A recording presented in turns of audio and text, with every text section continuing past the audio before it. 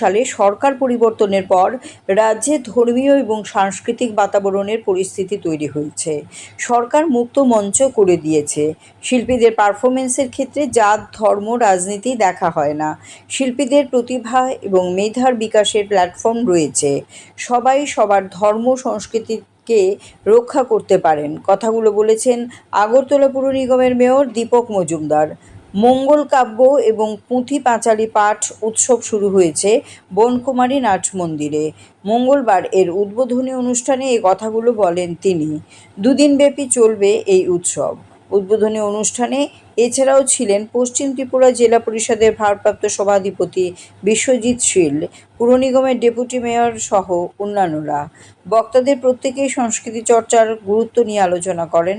অনুষ্ঠানে স্থানীয় সংস্কৃতিপ্রেমী মানুষজনের মধ্যে বেশ উৎসাহ দেখা গেছে। দুদিনব্যাপী এই অনুষ্ঠানে শিল্পীরা তাদের পরিবেশনা তুলে ধরবেন। তো আমি বলবো যে তথ্য সংস্কৃতি দপ্তর বা রাজ্য সরকার বিশেষ করে যেটা বিশ্বজিৎবাবু বলার চেষ্টা করছেন, অসীমবাবু বলেছেন, আমার খুব ভালো লেগেছে এই বিষয়টা, যে আমাদের রাজ্যে যেটা হারিয়ে যাওয়া সংস্কৃতি, আমাদের রাজ্যে একটা সময় একটা পরম্পরা ছিল, কিন্তু এটা মাঝখানে কোনো না কোনোভাবে এটা হারিয়ে গিয়েছিল। আমাদের ইচ্ছা বা আশা বা প্রত্যাশা থাকলেও আমাদের মনোভাব বা এটা প্রসার করার মতো জায়গা বা পরিবেশ বা পরিমণ্ডল ছিল না। কিন্তু 2018 সরকার আসার পর, ভারতীয় জনতা পার্টির নেতৃত্বে আসার পর, আমি বলতে পারবো সগর্বে আজকের এই বনকুমারী নাট মঞ্চে দাঁড়িয়ে, যে যার যার ধর্ম, যার যার কর্ম করার মতো কিন্তু একটা পরিবেশ পরিস্থিতি তৈরি হয়েছে। এখন বলেছেন যে মুক্তমঞ্চ, সুযোগ বলেছেন, এখন শিল্পীদের, গ্রামীণ শিল্পও বলুন আর শহরের শিল্পীরা বলুন, যাদের কিন্তু তাদের প্রতিভা, তাদের মেধা বা তাদের যে সুপ্ত প্রতিভা আছে মনের মধ্যে, যেটা প্রকাশ করার সুযোগ পাচ্ছিলেন না, তারা কিন্তু এখন মঞ্চ পাচ্ছেন, খোলা মঞ্চ, মুক্ত মঞ্চ। এখন যতগুলি 14 দেবতা বাড়ি পুজো বলেন, ত্রিপুরেশ্বরী মা মন্দিরের যে অনুষ্ঠান হয়, কালী পূজার সময় বলুন, বা সরকারি বা বেসরকারি অনুষ্ঠানে কিন্তু মুক্ত মঞ্চ করে সমস্ত অংশের শিল্পীদের জাত বা ধর্ম, রাজনীতিক রং দেখা হয় না।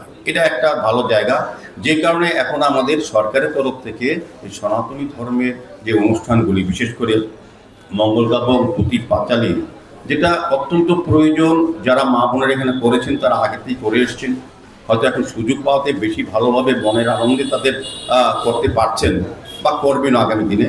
কিন্তু বর্তমান এবং আগামী প্রজন্মের কাছে এই ধর্মীয়, সনাতন ধর্মের ইতিহাস, সংস্কৃতি এবং চিন্তাভাবনাকে বা এটা দিশাকে তুলে ধরার কাজ হচ্ছে আমরা যারা এখন এই সমাজে বাস করি। त्रिपुरा का नंबर 1 इंटरनेट, टीवी और डिजिटल सेवा प्रदाता बालाजी डिजिकॉम लेकर आया है आपके लिए बेहतरीन सुविधाएं।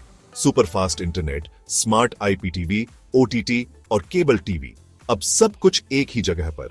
क्यों? बालाजी डिजिकॉम है हजारों घरों का भरोसेमंद नाम। सभी डिजिटल होम एंटरटेनमेंट सेवाओं का सुपर पैक, अब सबसे कम दाम में सबसे ज्यादा मनोरंजन और 100% संतुष्टि की गारंटी के साथ।